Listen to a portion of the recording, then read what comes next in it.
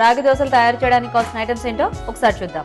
రాగి దోశ తయారు చేయడానికి కావాల్సిన పదార్థాలు: మినపప్పు 1 కప్పు, రాగి పిండి 2 కప్పులు, క్యారెట్ తురుము 1/2 కప్పు, తరిగిన ఉల్లిపాయ 1, ఉప్పు తగినంత, జీలకర్ర 1/2 టీ స్పూన్, నెయ్యి 1 టేబుల్ స్పూన్, నూనె 2 టేబుల్ స్పూన్లు, కొత్తిమీర కొద్దిగా. ముందుగా బౌల్ 1 కప్పు పిండి, రాగి పిండి అండి. ఓకే, 2 కప్పులు తీసుకోవాలి. 1 కప్పు మినపప్పు. Okay okay.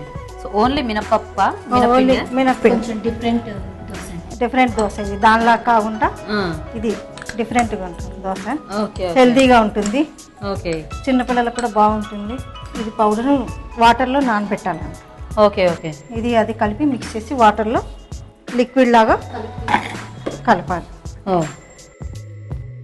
వాటర్ వేయండి.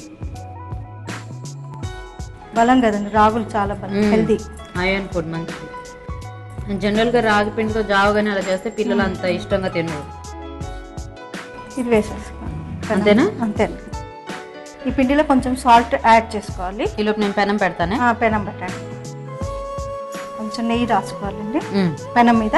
ఓకే, కొద్దిగా ఆయిల్ వేయండి. Okay okay. సో ఇది జస్ట్ మినప్పిండి ఉంటే చాలన్నమాట. ఇంకా దీనికి చాలండి, హెల్తీ ఫుడ్ కదా. ఏమి ఉడకబెట్టుకోవటాలు అవి ఇవి ఏమి కదా. ఏముండదండి. సౌన్ మీరేంటో పచ్చడి చేస్తానన్నారు కదా, ఏం పచ్చడి? కొబ్బరి పచ్చడి అండి. కొబ్బరి పచ్చడా? ఓకే. సో మరి మీరేం వేయించుకోరా? అన్ని పచ్చివేనండి. అన్ని పచ్చివేనా? అన్ని పచ్చివే. కొంచెం క్యారెట్ తురుము వేయాలండి. కొంచెం జీలకర్ర వేసుకోవాలి. ఓకే. కొద్దిగా ఉల్లిపాయ ముక్కలు వేసుకోవాలి. ఓకే. కలర్ఫుల్ క్యారెట్, జీలకర్ర, ఉల్లిపాయ ముక్కలు. అవునండి. లైట్ కొత్తిమీర కూడా చల్లుకోవాలి. ఓకే. కొంచెం కాలాలి కదా ఇది. కొంచెం బ్రౌనిష్ ఉంటే. ఈలోపు చట్నీ చేసేసుకుందామా? చేసుకుందాం. సో ఏమేం కావాలి? కొబ్బరి ఏది? కొబ్బరి అండి, పచ్చిదే. పచ్చిమిర్చి అండి. ఎన్ని వేయను? 3-4 వేయండి. 3-4 వెల్లుల్లిపాయలు వేయాలండి. ఓకే. వేసేసి గ్రైండ్ చేసి కొంచెం జీలకర్ర వేయాలి. అది మీరే వేసుకోండి. దోశ తీసిస్తారా? అయిపోయిందా? దోశ అయిపోయింది. కొంచెం సాల్ట్.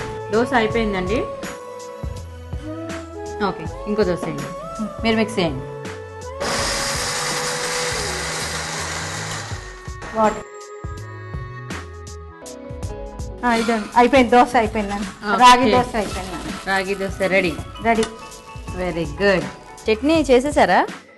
ఏది టిచెన్? ఇంకా దీనికి మనం తాలింపు వేసుకోవడం ఏం అక్కర్లేదు. వేయకూడదండి, ఏం వేయకూడదు, పచ్చిదే అండి. Okay okay